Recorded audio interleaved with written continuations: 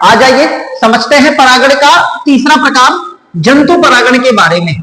जैसे हमने पढ़ा कि जब परागण वायु के माध्यम से होता है तो वायु परागण, जब परागण जल के माध्यम से होता है तो जल परागण। ठीक उसी तरीके से हम क्या कहेंगे, जब परागण जंतु के माध्यम से होता हो, जंतु के माध्यम से, ब्रैकेट में हम कर लेंगे क्या, ब्रैकेट में हम लेंगे कीट, हम लिख सकते हैं पक्षी, हम लिख सकते हैं जीव आदि। जंतु के माध्यम से होता है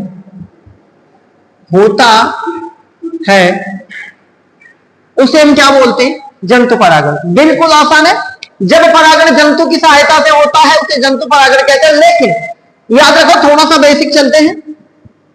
जो परागण होता है बेटा, कुल परागण है ना, दो तरीके का होता है। एक होता है आपका होता है एक जैवीय, पहले अजैवीय पढ़ेंगे। एक होता है अजैवीय कारक। अजैविक कारक का मतलब जो जिंदा नहीं है, जैसे जल, और दूसरा कौन सा हमारा, वायु। अगर दूसरा हम यही बात करते हैं जैवीय कारक के बारे में, यानी कि परागण करने वाले वे कारक जो जीवित हैं, उसको हमने दो कैटेगरी में अगर हम चाहें तो बांट सकते हैं, या फिर एक ही बांटे। पहले जीव में कौन कौन आ सकता है भाई साहब, तो जीव देखो, कुल परागण में ये जो परागण होता है ये केवल संयोगवश होता है। संयोगवश का मतलब अगर जल के माध्यम से परागण हो रहा है, वायु के माध्यम से परागण हो रहा है, तो जरूरी नहीं है कि परागण होगा। ये हो सकता है हो या हो सकता है ना भी हो, ये कंफर्म नहीं, लेकिन ये वाला कंफर्म है। अगर जीव जैवीय कारक परागण हो रहा है, जीवों द्वारा परागण हो रहा है, किसी जंतु द्वारा परागण हो रहा है, तितली है, भंवरा है, मधुमक्खी है, ये सब कर रहे परागण हम हैं, अगर ये परागण करें तो डेफिनेटली कंफर्म है कि परागण होगा ही होगा। यानी कि इसमें संभावनाएं एकदम ना के बराबर होती है। हो गया तो ठीक, नहीं मतलब चले तो चांद तक, नहीं तो शाम तक। हो सकता है हो भी, हो सकता है ना भी हो।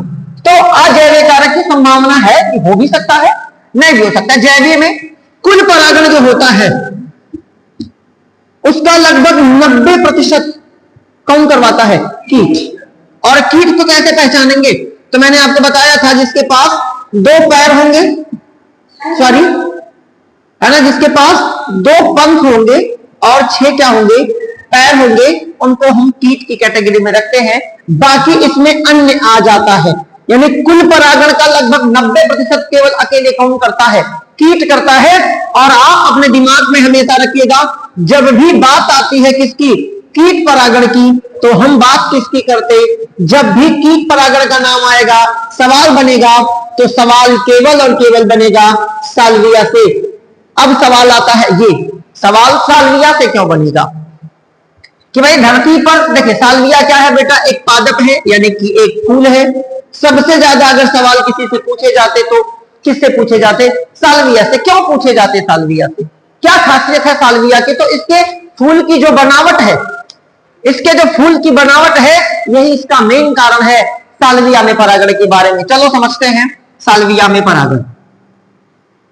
ये बेटा इसको आप, मैं और आप सभी इंपॉर्टेंट, मोस्ट इंपॉर्टेंट में रखिएगा। साल्विया में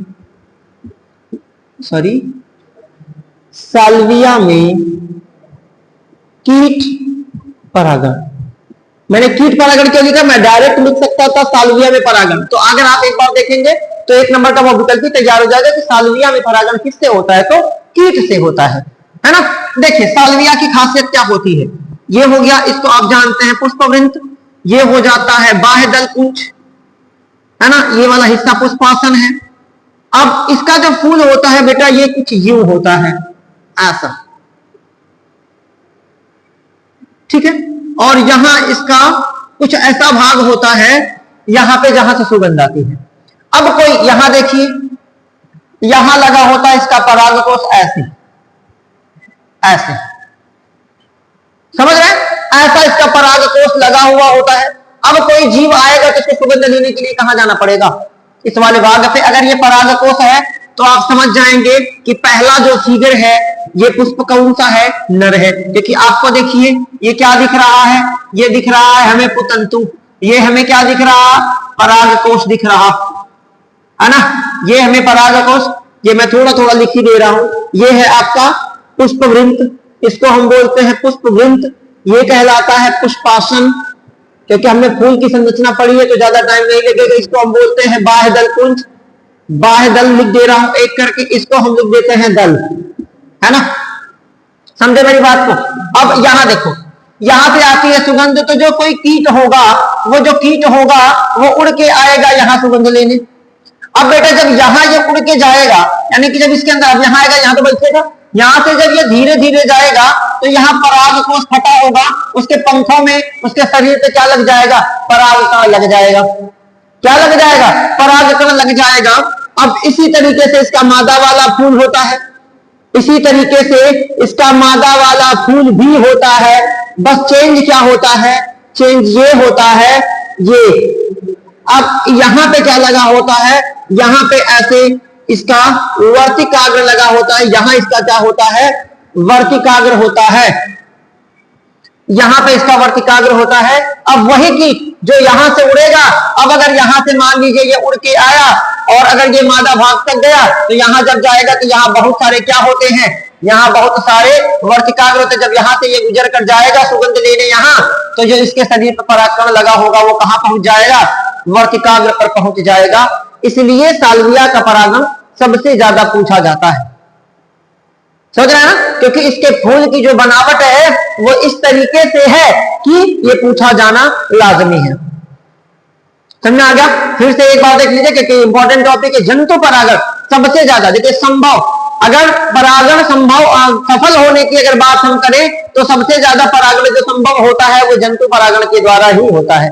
क्योंकि जो हमने पढ़ा परागण दो तरीके का हो सकता है, एक जैवीय कारक होते हैं और अजैवीय होते हैं, अर्थात जिनमें जीवन नहीं है वो परागण जब करवाते हैं तब, जैसे जल के द्वारा होता है, वायु के द्वारा, तो इनके द्वारा संभावनाएं कम होती हैं। यानी कि इसको मैं लिख दूं, कम संभावना होती है। जरूरी नहीं है कि सफल ही हो, लेकिन हो सकता है सफल हो जाए, है ना। लेकिन इसमें क्या होती है? इसमें संभावना प्रबल होती है। संभावना प्रबल का मतलब संभावना ज्यादा होती है। जंतु परागण किसे कहते हैं? जब परागण जंतु के माध्यम से, जैसे कीट या जीव के माध्यम से होता है, उसे जंतु परागण कहते हैं। जंतु परागण में सबसे ज्यादा पूछा जाता है साल्विया, और साल्विया में परागण कौन सा होता है? तो साल्विया में होता है बेटा कीट परागण। क्यों? इसकी खासियत है क्योंकि इसके फूल की बनावट ऐसी होती है। अब एक बात और देखो, अब तुमसे यही थोड़ा सा तुमको कंफ्यूज करने के लिए सवाल बनाए कि साल्विया एक लिंगी है कि द्विलिंगी, तो बिना देखे हम बता सकते हैं ना कि एक लिंगी है, क्योंकि उसमें नर अलग होता है और मादा अलग होता है। जब फूल में नर और मादा दोनों भाग अलग अलग पाए जाते हैं उसे हम क्या बोलते हैं? एक लिंगी। एक सवाल और बने, साल्विया पूर्ण पुष्प है या अपूर्ण पुष्प है? तो क्या हो जाएगा? अपूर्ण हो जाएगा। पूर्ण इसलिए नहीं होगा क्योंकि नर मादा भाग दोनों अलग अलग है। जब चारों चक्र किसी फूल में पाए जाते थे उसी को हम क्या बोलते हैं? पूर्ण पुष्प बोलते थे। और जिसमें चारों चक्र में से कोई एक भी चक्र, तो गायब दो ही हो सकते हैं, पुमंग जायांग में से कोई एक गायब होता है बेटा। चाहे पुमंग को गायब करोगे, पुमंग को गायब करेंगे तो फूल हो गया मादा, और जायांग को गायब जायांग को गायब करेंगे तो फूल हो जाएगा आपका नर, तो अपूर्ण पुष्प हो जाएगा। अब यहां सवाल एक और बनेगा, जंतु परागित पुष्पों की विशेषताएं, जो कि ये कभी पूछा नहीं जाता लेकिन फिर भी हम जब पढ़ रहे हैं तो पढ़ेंगे। पुष्पों की विशेषताएं अर्थात जिन पौधों में जिन पुष्पों में जंतु परागण होता है वो पुष्प कैसे होते हैं। तो बेटा अगर जंतु परागण होगा तो बात नंबर एक, सुगंध गंध क्या करेंगे? उत्पन्न करेंगे, बिल्कुल करना पड़ेगा। नंबर दो, फूल या पुष्प भी लिख सकते हैं, फूल है ना, बिल्कुल चटकीले होंगे, वह आकर्षित होंगे, यानी कि जीवों को आकर्षित करने वाले होंगे। चलो अब एक बात, ये इसकी इंपॉर्टेंट लाइन, परागकण क्या होंगे?